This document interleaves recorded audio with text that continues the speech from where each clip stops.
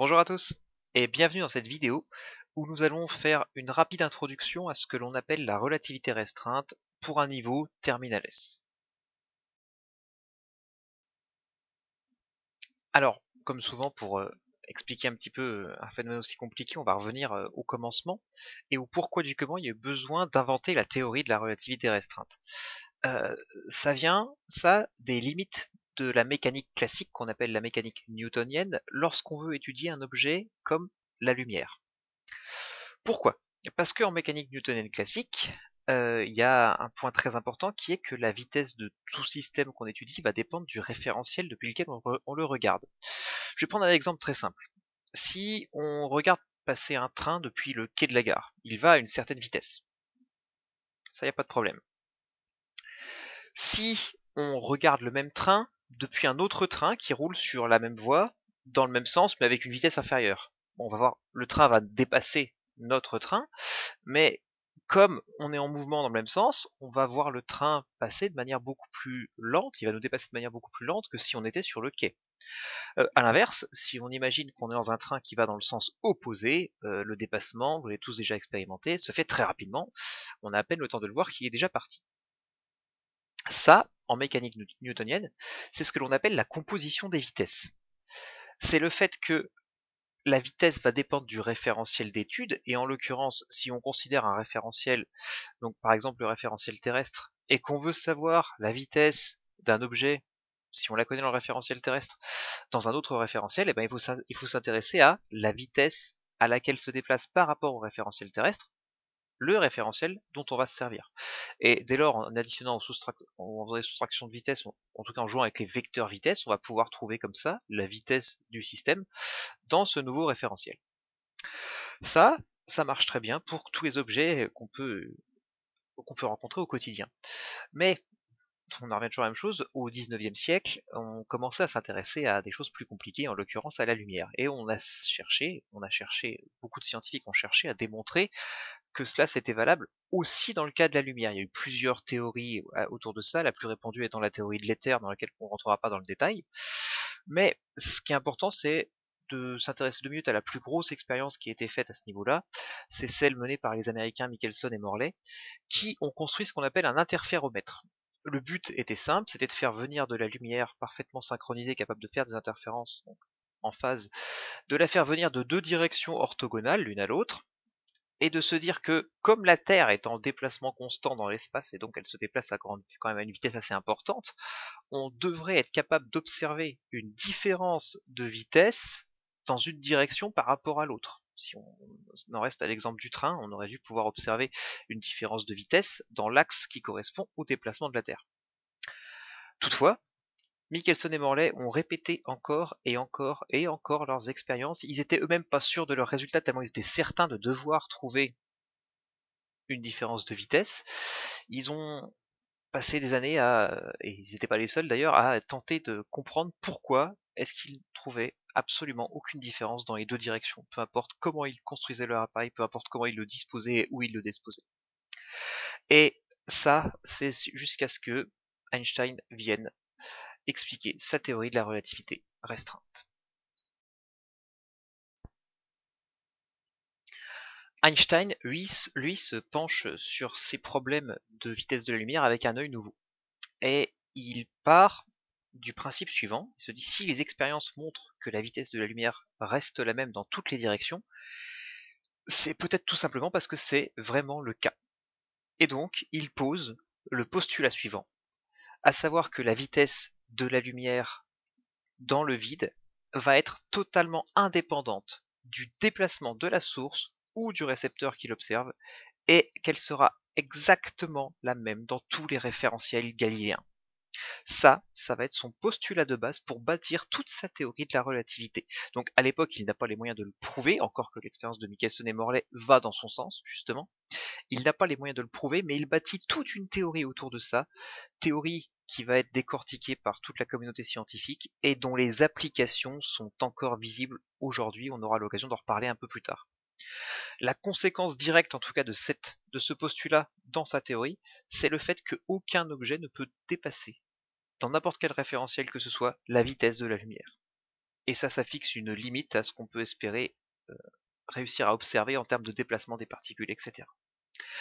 Ce postulat va permettre à Einstein de poser les bases des calculs qui permettent aujourd'hui très facilement d'étudier un phénomène relativiste, un phénomène dit relativiste.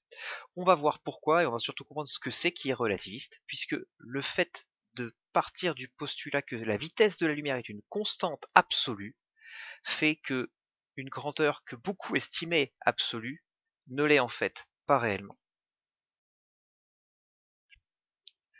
Cette grandeur, qui n'est en fait pas une absolue, c'est le temps, en tout cas la définition qu'on a du temps.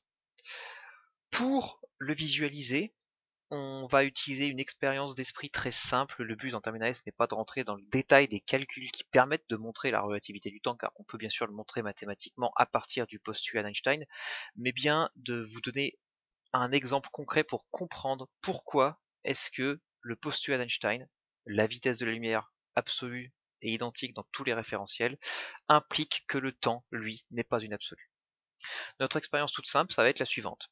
Un émetteur en bas de lumière va envoyer un rayon, une brève impulsion lumineuse vers un miroir situé juste au-dessus de lui, et le rayon va faire un aller-retour. Les deux rayons sont bien sûr confondus, mon schéma je les ai fait distincts pour qu'on les voit. Il va y avoir un aller-retour direct, et c'est ça qui va constituer l'événement qu'on va observer. Dès qu'on parle de relativité du temps, il est très important de définir clairement les événements dont on parle. Là, l'événement, c'est le temps de l'émission jusqu'à la réception du rayon lumineux au même point, au point de départ d'où il a été émis. Ce dispositif, on va le placer dans une fusée, et donc le trajet qu'on vient de tracer, c'est celui qu'on va observer pour la lumière dans le référentiel de la fusée. Par contre, on va aussi partir du principe que cette fusée, elle passe à très grande vitesse, à proximité de la Terre, et que du coup, on peut aussi en faire l'observation dans le référentiel terrestre. Lorsqu'on va faire ça, on va constater quoi?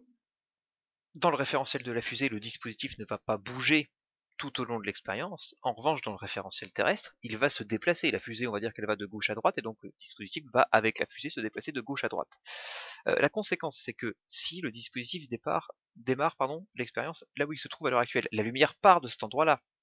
Mais avant qu'elle atteigne le miroir, le dispositif s'est déplacé.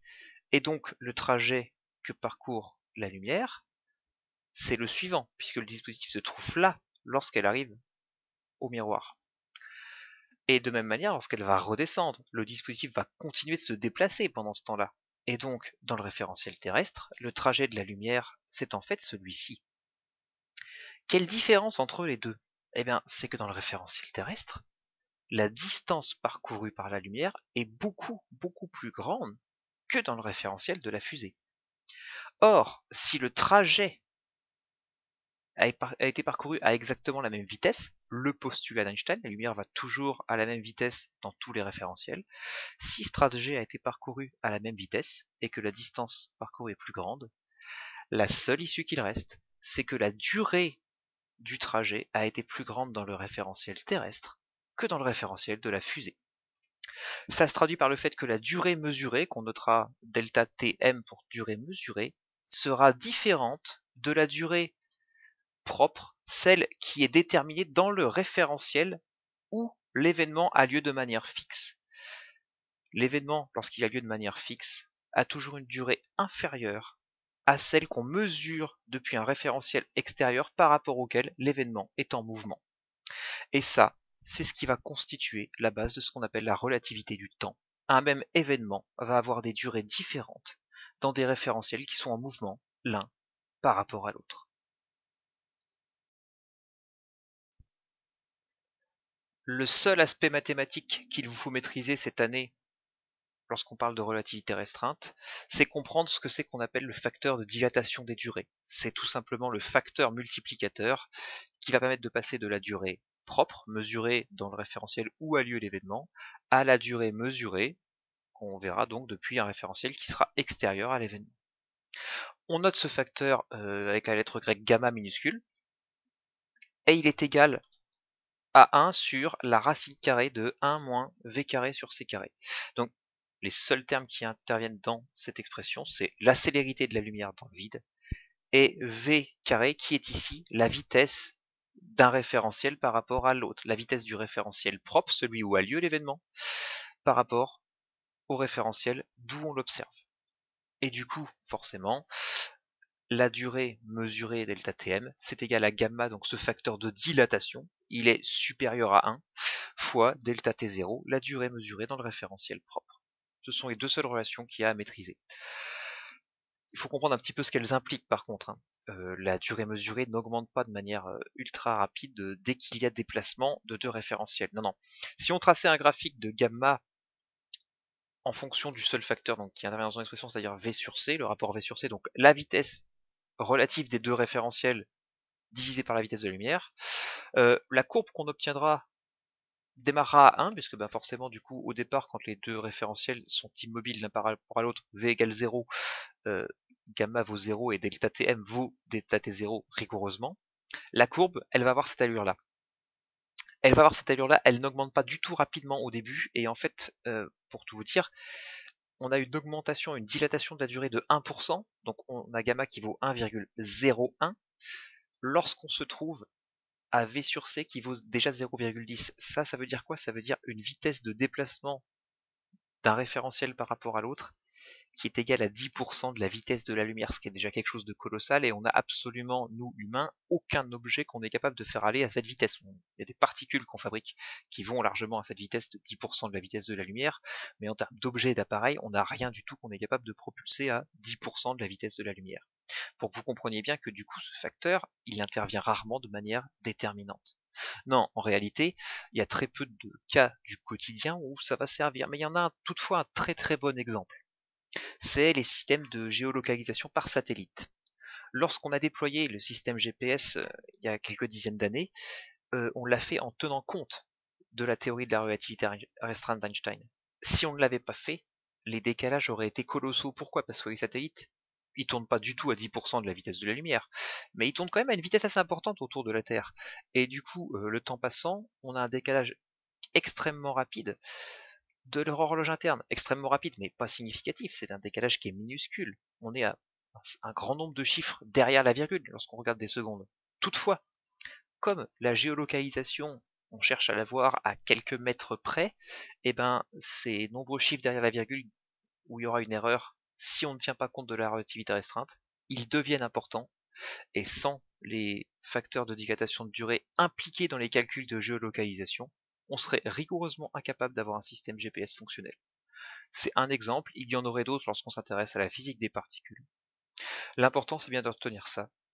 Ce que postule la relativité restreinte et qu'on a largement vérifié depuis, c'est que la vitesse de la lumière est toujours la même dans le vide dans tous les référentiels, et que ça implique que le temps, lui, la durée des événements, n'est pas systématiquement le même dès qu'on approche une vitesse qui est significative par rapport à celle de la lumière. C'est tout pour aujourd'hui. Merci de votre attention, à bientôt.